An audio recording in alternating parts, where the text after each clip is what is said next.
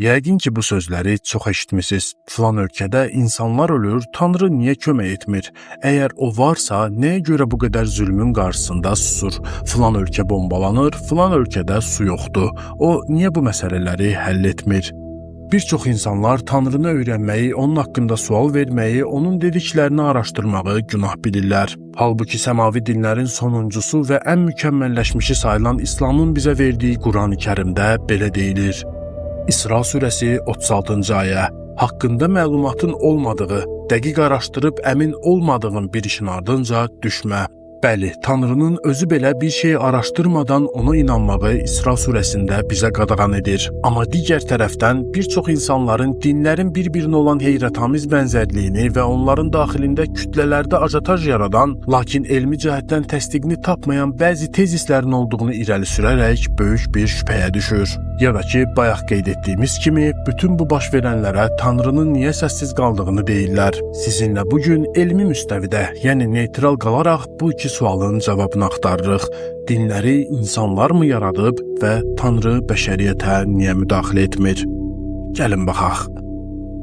Bəzi tədqiqatçılar iddia edir ki, dünyadakı bütün qədim sivilizasiyalarda oxşar dini hekayələrin, məsələn, Böyük Nuh tufanı, ilk insan, cənnət və cəhənnəm anlayışlarının olması dinlərin sadəcə bir-birini kopyaladığını göstərir. Bəs məsələyə tamamilə fərqli bir pəncərədən baxsaq necə? Bəlkə də bu oxşarlıq bir kopya yox, bütün o qədim xəbərdarlıqların tək bir mənbədən gəldiyinin ən böyük sübutudur. Bəlkə də həqiqətən insanı düşünməyə vadar edən dini iddiaların heç bir əsası yoxdur və yaxud da tam əksinə, elm hələ də bu iddiaları izah edəcək qədər tam inkişaf etməyib. Məsələn, günəşin palçıqlı bulaqda batması. Kəhf surəsi 86-cı ayə.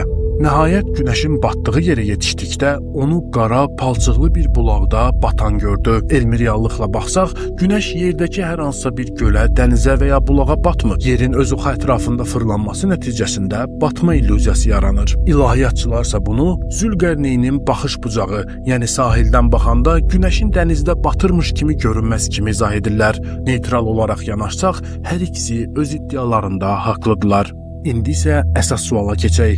Əgər bir yaradıcı varsa və bu sistem onun əsəridirsə, o niyə uşaqların ac qalmasına, müharibələrə və bu qədər zülmə müdaxilə etmir? Gəlin əvvəlcə çox bəsit bir misalla başlayaq. Təsəvvür edin ki, dahi bir proqramçı bir oyun yaradıb və içində çoxlu sayda qəhrəmanlar və bu proqramçı o qəhrəmanların hər səhvinə görə oyunu silsə və ya bağlayıb təzədən yaratsa, onda o sistemin nə dəyəri qalır ki? Yəni ki, pisliyin və əzabın olmadığı bir senaridə yaxşılıq etməyin heç bir riyazi dəyəri yoxdur. Qaranlıq olmasa, işığın mənasını anlaya bilmərik kimi. Tanrının müdaxilə etməməsi bəlkə də onun yoxluğunun deyil, insana verdiyi sərbəst seçmə olan hörmətinin sübutudur. Çox bəsit bir sual. Əgər Tanrı günah edən insanı həmən saniyə cəzalandırsaydı, biz yer kürəsində neçə gün yaşaya bilərdik? Yaradıcı doğrudan da hər xətada, hər zülmdə dərhal müdaxilə etsəydi, nə baş verərdi? Gəlin bu ehtimalı beynimizdə canlandıraq. Təsəvvür edin ki, kainat ani cəza sistemi ilə işləyir. Kimsə birinə haqsızlıq etdiyi, yalan danışdığı və zülm etdiyi o ilk saniyədəcə göydən gözə görünməz bir zərbə enir və onu məhv edir. İlk baxışdan bu son dərəcə ədalətli, təmiz və mükəmməl bir dünya kimi görünə bilər. Pislər anında cəzalandırılır, məsumların bir telinə belə zərər gəlmir. Amma gəlin məsələnin qorxunc dərinliyinə enək. Əgər pislik edən dərhal cəzalandırılsaydı, dünyada heç kim yaxşı insan olmazdı. Niyə?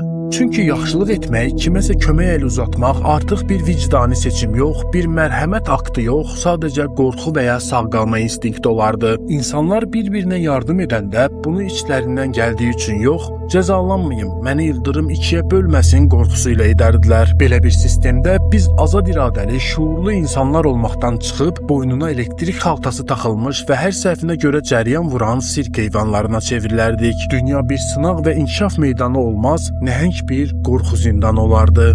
Digər tərəfdən isə məsələnin daha qaranlıq bir reallığı var. İnsan təbiəti etibarilə qüsurludur və xəta etməyə meyillidir. Əgər hər edilən günaha, hər deyilən yalana, hər qırılan qəlbə görə o saniyə mütləq cəza verilsəydi, dünyada bəlkə də bir həftə içində bir nəfər belə sağ insan qalmazdı.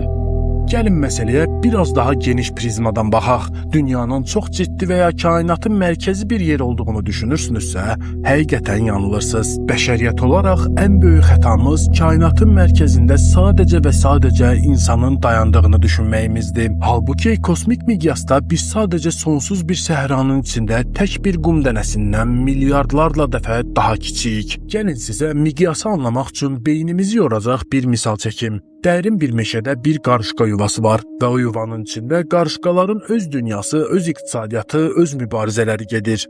Bir gün bir insan meşədə gəzərkən təsadüfən ayağını o yuvanın bir kənarına basır və yuvanın yarısı dağılır. Minlərlə qarışqa torpağın altında qalır. O qarışqaların gözündə bu hadisə əsl böyük qiyamət, ayağını basan isə qəddar rəhimsiz bir varlıqdır. Onlar heç vaxt anlaya bilməyəcəklər ki, o insan əslində heç onları görməmişdi və onun tam fərqli, meşənin o biri üzündəki kəndə çatmaq kimi tamam başqa bir planı var idi. Bəlkə də bizim də bugün haqsızlıq, böyük fəlakət və ya cəza adlandırdığımız şeylər kainatın bizə məlum olmayan nəhəng və mürəkkəb ekosisteminin çox kiçik bir detalından ibarətdir. Bizim limitli insan beynimiz və üçölçülü qavrayışımız o böyük rəsmi görməyə əsla qadir deyil.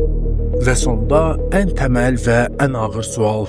Əgər Tanrı heç nəyə müdaxilə etməyəcəkdirsə, bu sistem belə işləyirsə, bu qədər zülmün içində bizi niyə tək buraxdı? Tanrı müharibələri dayandırmır, çünki sülhü bizim yaratmağımızı istəyir. Quraqlıqdan əziyyət çəkən bölgələrə göydən sehirli şəkildə su endirmir, çünki suyu, sərvəti və çörəyi bizim bölüşməyimizi istəyir. Yer kürəsinin elmi cəhətdən təsdiqlənmiş yaşı təxminən 4,5 milyard ildir.